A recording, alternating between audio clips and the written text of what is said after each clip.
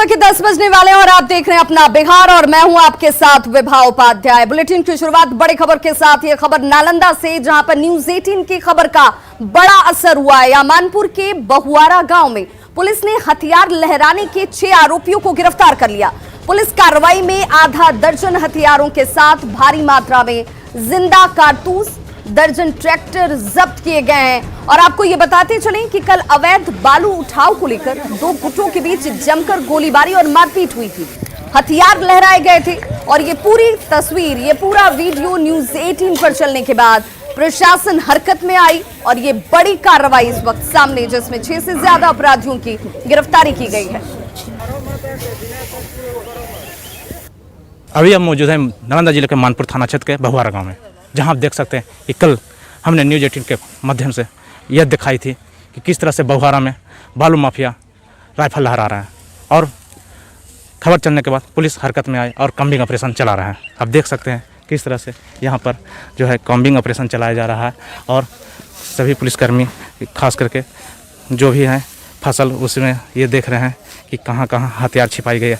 हालांकि फिलहाल इस मामले में पुलिस करीब आधा दर्जन हथियार जब्त किया है और कई कारतूस भी बरामद की है। इसके साथ ही कई लोगों को भी गिरफ्तार करने में सफल रही है। आप देख सकते हैं कि सदर डीएसपी डॉक्टर शिवली नोमानी के नेतृत्व में छापामारी चल रही है और जिस तरह से इस गांव में एक साथ कॉम्बिंग ऑपरेशन चलाई गई है, उससे ये है कि पुलिस में जो पुलिस का भय है वो कायम करने के लिए यहाँ प्रयास की जा रही है। और साथ ही जो भी राइफल है उसे यहाँ बरामद किया गया है। जो कल राइफल लहराई जा रही थी वही राइफल बरामद की गई है और अभी भी सर्च अभियान जारी है कि कितने राइफल यहाँ और मिलेगी। नालंदा से न्यूज 18 के लिए अभिषेक कुमार। तो तस्वीरें आपके सामने हैं। देखिए, ये उस दिन की, कल की तस्वीरें हैं जब ये बालू माफिया सरेआम राइफल लहराते हुए नजर आए थे। वहीं दूसरी तस्वीर खबर के असर की है। जब न्यूज 18 ने इस खबर को प्रमुखता से दिखाया, उसके बाद प्रशासन हरकत में आता है और देखिए कार्रवाई की शुरुआत की गई और 6 अपराधियों को गिरफ्तार भी किया गया है। राइफल्स की बरामदगी की गई है। दोनों तस्वीरें आपके टीवी स्क्रीन पर। पहली तस्वीर जहां पर बालू माफिया खौफ पैदा करने की कोशिश कर रहे थे, राइफल सरेआम लहराई जा रही थी। लेकिन दूसरी तस्वीर जहां पर पुलिस की कार्रवाई साफ तौर पर नजर आती हुई। सहयोगी अभिषेक हमारे साथ इस वक्त ज्यादा जानकारी के साथ जुड़ गए फोन लाइन पर। अभिषेक, ये हमारी खबर का असर है, ये हमारी विश्वसनीयता है, जिसके बाद प्रशासन को यहाँ मुस्तैदी दिखानी पड़ी, कार्रवाई करनी पड़ी और अब ये बालू माफिया गिरफ्त में है। जी, बता दो कि जब न्यूज 18 ने इस खबर को प्रमुखता से दिखाई तो पुलिस ने 24 घंटे के अंदर बड़ी कार्रवाई करते हुए एक तरह से अब तक तो ये बड़ी कार्रवाई माना जा सकता है, क्योंकि जिस तरह से जो 6 हथियार लहराई गई थे उसमें से 4 राइफल को बरामद कर लिया गया है, 1 देसी कट्टा को बरामद किया गया है, लगभग 20 कारतूस, जिंदा कारतूस है विभिन्न हथियार का, उसको बरामद किया गया है। यहाँ तक कि सबसे बड़ी बात है कि 1 से 1.25 किलो गांजा भी बरामद किया गया है और करीब 18 से 20 ट्रैक्टर जब्त किया गया है। अभिषेक, क्या ये कार्रवाई अभी भी चल रही है? जी, फिलहाल छापेमारी समाप्त हो गई है और अगले छापेमारी अभियान शुरू करने की भी चल रही है प्रक्रिया। लेकिन जो छापेमारी की गई है, एक तरह से न्यूज 18 के खबर पर छापेमारी की गई है और पुलिस इस मामले में संज्ञान लिया है ताकि जो हथियार लहराने का जो मामला सामने आया है उस पर जो पुलिस का खौफ जो है उसे फिर से भय बनाने के लिए। अभिषेक, ये भी माना जाए कि जिन 6 लोगों को गिरफ्त में लिया गया है, इन लोगों की निशानदेही पर ऐसे तमाम दूसरे लोगों तक भी दबिश की कोशिश नजर आएगी अब? जी, फिलहाल इस मामले में अब तक 4 लोगों की कार्रवाई की गई है फिलहाल छापेमारी के दौरान, जिसे लोग इसे पूछताछ की जा रही है कि और हथियार जो दो राइफल जो वाला और है वो अभी तक नहीं मिली है, उसे भी खोजबीन करने में जुटी हुई है। जी चलिए, बहुत बहुत शुक्रिया अभिषेक इस जानकारी के लिए। सहरसा में तमंचे पर डिस्को का वीडियो वायरल हुआ है और वीडियो में साफ देखा जा सकता है। देखिए, ये वीडियो हम आपको दिखाने जा रहे हैं। ये वो वीडियो है जिसमें साफ नजर आता है कि कैसे 2 युवक डीजे की धुन पर तमंचे के साथ थिरक रहे हैं। तो 2 युवक आपको तस्वीरों में नजर आ रहे होंगे जो तमंचा लेकर यहाँ पर थिरकते हुए, कैसे यहाँ पर कानून को सरेआम ठेंगा दिखाया जा रहा है।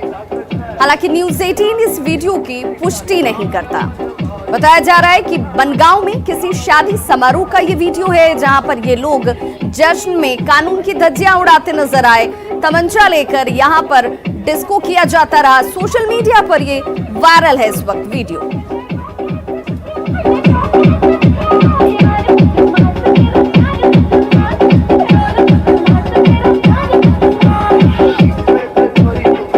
और ऐसे में कई सवाल उठते हैं कि कब तक तमंचे पर डिस्को होता रहेगा, क्योंकि इसी तरह की घटनाओं में हर्ष फायरिंग की घटनाओं के बाबत लोगों की जान जाती है, लोग अपनी जान गंवा बैठते हैं। जश्न के नाम पर लोगों की जान के साथ कब तक खिलवाड़ किया जाता रहेगा? क्या हर्ष फायरिंग की घटनाओं से हम सबक नहीं ले रहे? और कब तक हर्ष फायरिंग में लोग जान यूं ही गंवाते रहेंगे?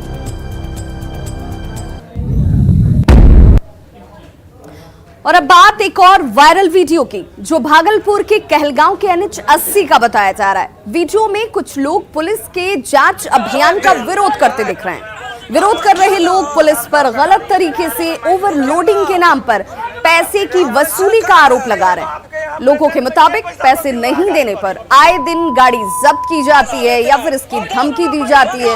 और इसी बात को लेकर रात में ट्रक मालिकों और ड्राइवर्स ने जमकर बवाल काटा, जिसकी तस्वीरें आप देख पा रहे हैं। हालांकि न्यूज़ 18 वायरल हो रहे इस वीडियो की पुष्टि नहीं करता है। गाड़ी ऐसे लगा के रोड जाना, गाड़ी साइड में लगवा, साइड में लगवा। ये नाटक ये छोड़ा दे रुकिए, आप 2 मिनट रुकिए, इसके साथ रुकिए रुकिए ना आप। तो पुलिस और ट्रक ड्राइवर के बीच बहस और झड़प की ये तस्वीरें हैं। ये वायरल वीडियो इस वक्त कई सवालों को भी जन्म देता है। हालांकि न्यूज़ 18 इस वीडियो की पुष्टि नहीं करता है। बहुत हीरो बने जो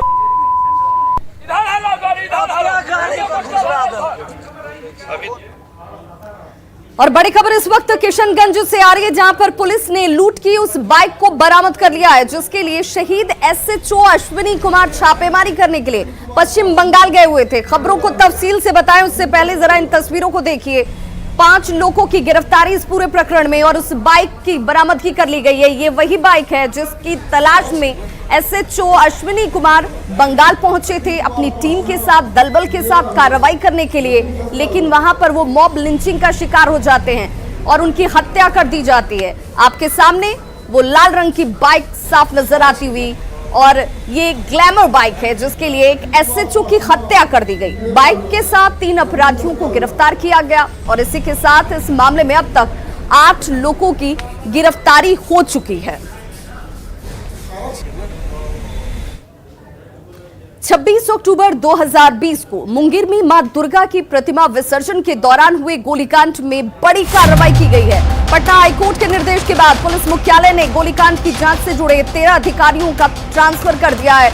ये बड़ी खबर, मुंगेर गोलीकांड में बड़ी कार्रवाई के तौर पर पटना हाईकोर्ट के निर्देश पर पुलिस हेडक्वार्टर ने ये ट्रांसफर किया है, जिसमें 13 अधिकारियों का ट्रांसफर, गोलीकांड से जुड़े हुए इन 13 अधिकारियों के ट्रांसफर कर दिए गए हैं। इस गोलीकांड में मारे गए अनुराग पोद्दार के पिता को 10 लाख का मुआवजा देने का भी हाईकोर्ट ने निर्देश दे दिया है। कोर्ट ने कहा है कि इस गोलीकांड की CID जांच अब हाईकोर्ट की निगरानी में होगी।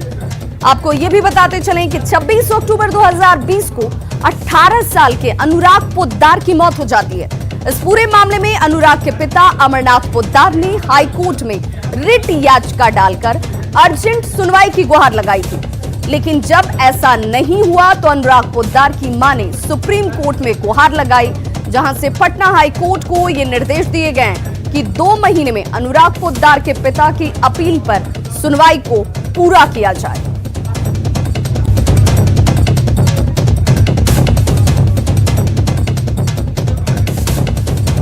तो जिन 13 अधिकारियों का ट्रांसफर किया गया उनमें कौन कौन से लोग शामिल हैं वो भी हम आप तक जानकारी के तौर पर पहुंचाते चले। इंस्पेक्टर रतन कुमार मुंगेर से गया, इनका ट्रांसफर कर दिया गया है। इंस्पेक्टर पंकज कुमार सिंह अब मुंगेर से किशनगंज में ट्रांसफर कर दिए गए। वहीं इंस्पेक्टर विनय कुमार सिंह को मुंगेर से किशनगंज भेज दिया गया है। सब इंस्पेक्टर मोहम्मद शोएब आलम शेखपुरा से सारण भेज दिए गए हैं। वहीं सब इंस्पेक्टर अजय कुमार को मुंगेर से सारण भेजा गया है। और ये तमाम कार्रवाई जो है वो आदेश के बाद एस्कॉर्ट के। सब इंस्पेक्टर किशन राय को मुंगेर से सारण भेज दिया गया। सब इंस्पेक्टर नरेंद्र मिश्रा को मुंगेर से दरभंगा भेजा गया। सब इंस्पेक्टर राजनंदन कुमार शेखपुरा से दरभंगा ट्रांसफर कर दिए गए हैं। वहीं सब इंस्पेक्टर राजेश कुमार रंजन को मुंगेर से सारण भेजा गया है और साथ ही साथ सब इंस्पेक्टर ललित कुमार को मुंगेर से अरवल भेज दिया गया है। सब इंस्पेक्टर शशिकांत झा मुंगेर से अरवल ट्रांसफर कर दिए गए और देखिए 13 अधिकारियों का ट्रांसफर हुआ है। सब इंस्पेक्टर अमित कुमार को जमुई से अरवल भेज दिया गया है और 13वें अधिकारी जो हैं वो सब इंस्पेक्टर दीपक शाह मुंगेर से दरभंगा इनको ट्रांसफर कर दिया गया है और एक बड़ी कार्रवाई इस पूरे मुंगेर हत्याकांड को लेकर की गई है। बड़ी खबर राजधानी पटना से आ रही है, जहां पर मीठापुर बस स्टैंड के स्टाफ की हत्या कर दी गई है। ये बड़ी खबर इस वक्त राजधानी पटना से आती हुई, जहां पर मीठापुर बस स्टैंड के स्टाफ की हत्या की गई है। चाकू मारकर इस स्टाफ को मौत के घाट उतार दिया गया। चाकू मारने वाले दोनों युवक हालांकि गिरफ्त में आ चुके हैं। पुलिस आरोपियों से फिलहाल पूछताछ कर रही है।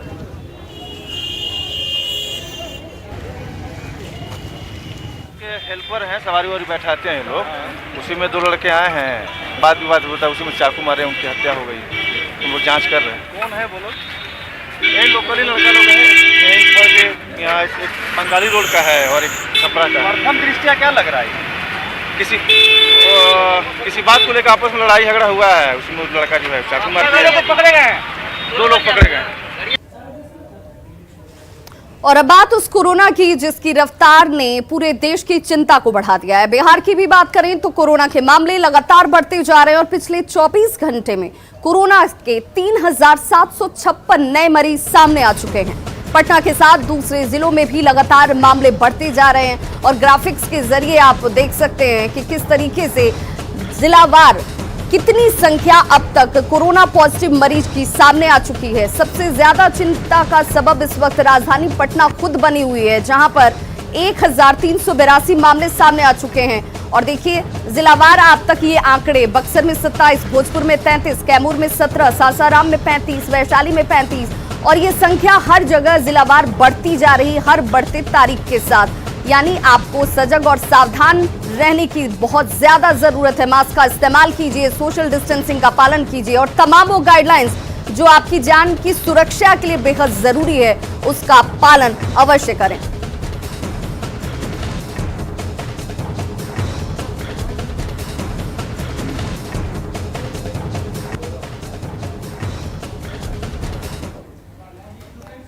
और चलिए अब आपको डेटा के जरिए, तारीख दर तारीख के जरिए 5 दिनों के आंकड़े हम दिखाते हैं, जो आंकड़े आपको आगाह करते हैं, सजग करते हैं और सावधान करते हैं। बढ़े कोरोना के मरीजों की संख्या वाकई विकराल इस वक्त नजर आती है। आलम यह है कि अब हर रोज 3000 से ज्यादा मरीज हर रोज सामने आ रहे हैं और संक्रमितों की संख्या दिन ब दिन बढ़ती जा रही है।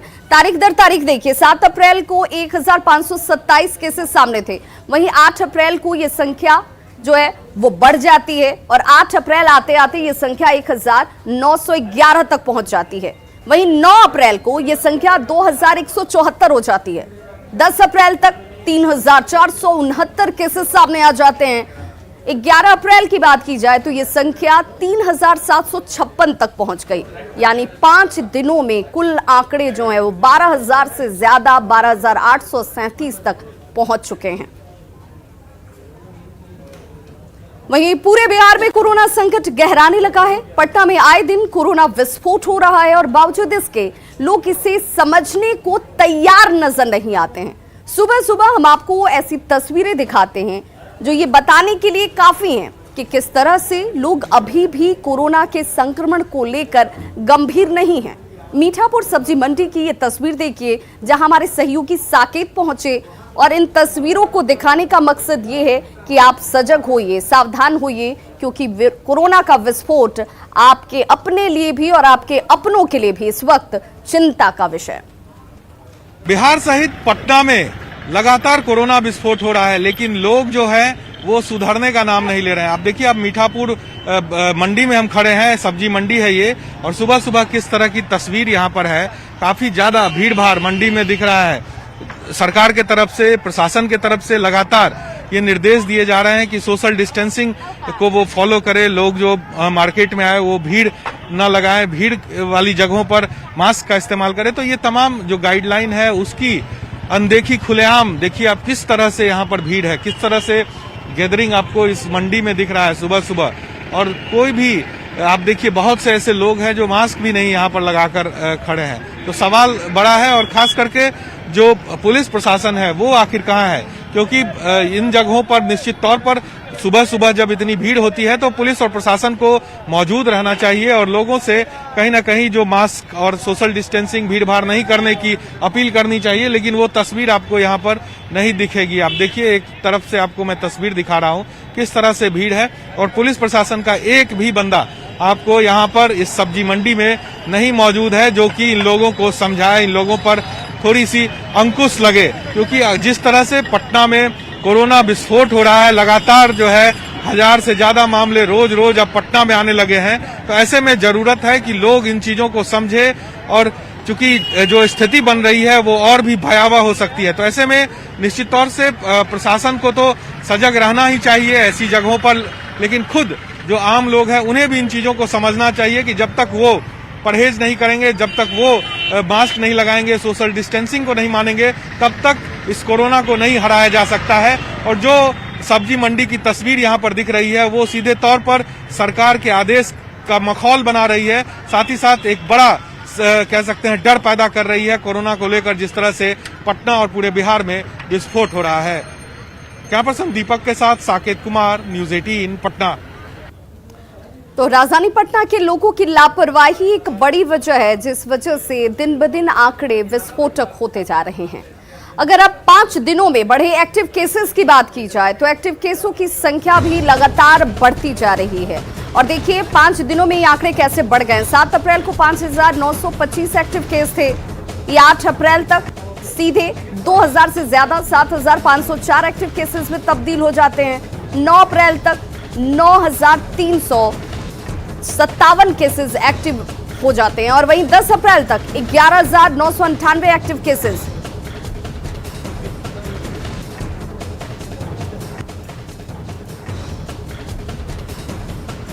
तो इन आंकड़ों को देखकर आसानी से समझा जा सकता है कि दिन के बढ़ने के साथ हर एक दिन आपके लिए आपकी लापरवाही की वजह से ये संख्या बढ़ रही है, यानी आपके लिए मुसीबतों का पहाड़ खड़ा हो रहा है।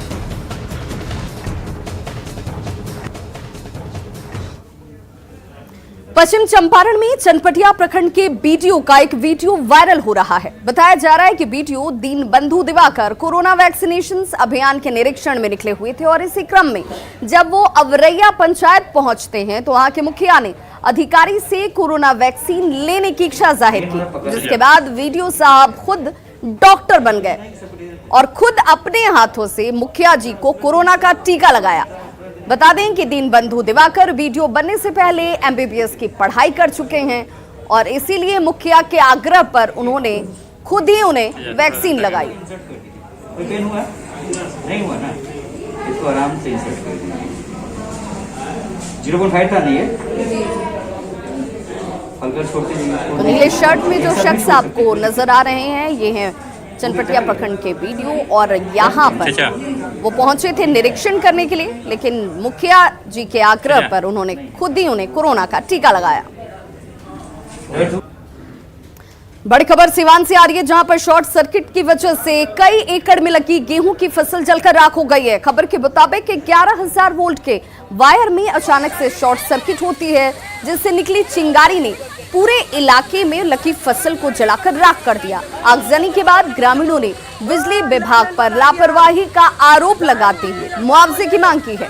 ग्रामीणों के मुताबिक तार काफी नीचे झुका हुआ था जिसे कई बार बदलने को लेकर लोगों ने आवेदन दिया। इसके बावजूद विभाग की तरफ से कोई कार्रवाई नहीं की गई। अब इसके बाद आगजनी की ये घटना सामने है जिसमें किसानों का लाखों का नुकसान हो चुका है और अब ऐसे में लोग मुआवजे की मांग कर रहे हैं। ये जो तार है 11,000 वाला, इसी की वजह से काफ़ी लूज है। इसे हर साल प्रति वर्ष ये आग लगता है। काफ़ी लोगों को, किसानों को क्षति पहुंचता है।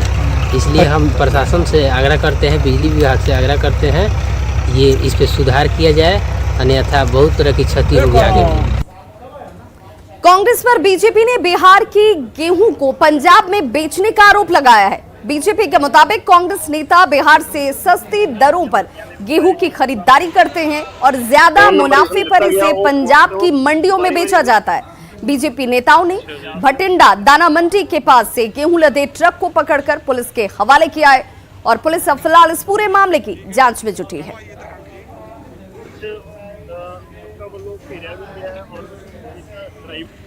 कित्थों आई है? कहंदे दरबंगा तो आई है ते बेचनी कित्थे आ? कहंदे जी दाना मंडी च लाउणी आ।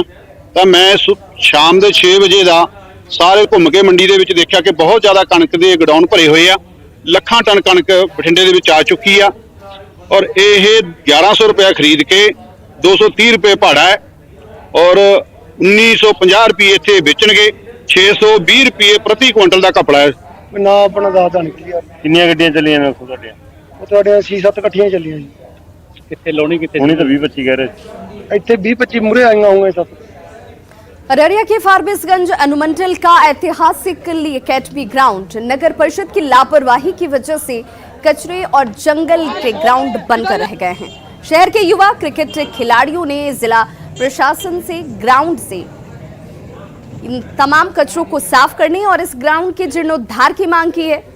बदहाली की तस्वीरें आपके सामने हैं, जहां पर ली एकेडमी ग्राउंड का जायजा लिया संवाददाता सतीश कुमार ने। अररिया के फारबिसगंज ली एकेडमी ग्राउंड में मौजूद हैं। तस्वीरों में साफ तौर पर देख सकते हैं कि यह जो फारबिसगंज का जो यह ऐतिहासिक ली एकेडमी जो ग्राउंड है, क्रिकेट ग्राउंड कहा जाता है इसको, और यहाँ पर आज़ादी के बाद से यहाँ पर नेपाल और कई अन्य जो पड़ोसी देश हैं वहाँ के जो मशहूर खिलाड़ी थे, वहाँ पर फुटबॉल मैच कभी होता था। और यह ऐतिहासिक जो ग्राउंड है अभी बदहाली में यहाँ पर लोग जो प्लेयर हैं वो खेलने को मजबूर हैं। पर कुछ लोग भी हैं, उनसे सीधे जानते हैं कि आखिर कितनी परेशानी होती है और बताइए। कितनी बार शिकायत भी की गई हेड सर से, फिर भी इस फील्ड में कोई तब्दील नहीं हुई। बस एक ही ग्राउंड है यहाँ? बस एक ही ग्राउंड ये बचा हुआ है। तो मैं यहाँ के म्यूनसिपालिटीज़ कॉर्पोरेशन से ये कहना चाहूँगा कि यहाँ पर जो हमारे यहाँ फील्ड है, सबसे पहले यहाँ सबसे अगर देखा जाए तो नाली के सिस्टम बिल्कुल ही ख़राब है। बाढ़ आने पे क्या होता है, पूरा एकेडमी हमारा डूब जाता है। और म्यूनसिपालिटी से हम यही कहेंगे कि इस ग्राउंड को, ये ग्राउंड भले फारबिसगंज के बहुत ऐतिहासिक जगह में माना जाता था, इसे लोग कहते थे, लेकिन अभी इसे नहीं माना जा रहा क्योंकि सिर्फ और सिर्फ फारबिसगंज की म्यूनसिपालिटीज़ के कारण। तो तस्वीरों में साफ तौर पर आपने देखा कि फारबिसगंज के क्रिकेट खिलाड़ी जो हैं काफ़ी मायूस हैं। फारबिसगंज नगर परिषद पर सीधा आरोप है कि जब बारिश का दिन होता है यहाँ पर एक तालाब सा नज़ारा होता है। तो फारबिसगंज के जो खिलाड़ी हैं, यहाँ के युवा खिलाड़ी हैं, जिला प्रशासन से अपील कर रहे हैं कि फारबिसगंज के इस तो खबरों का सिलसिला लगातार जारी है। आप देखते रहिए न्यूज़ 18 बिहार झारखंड।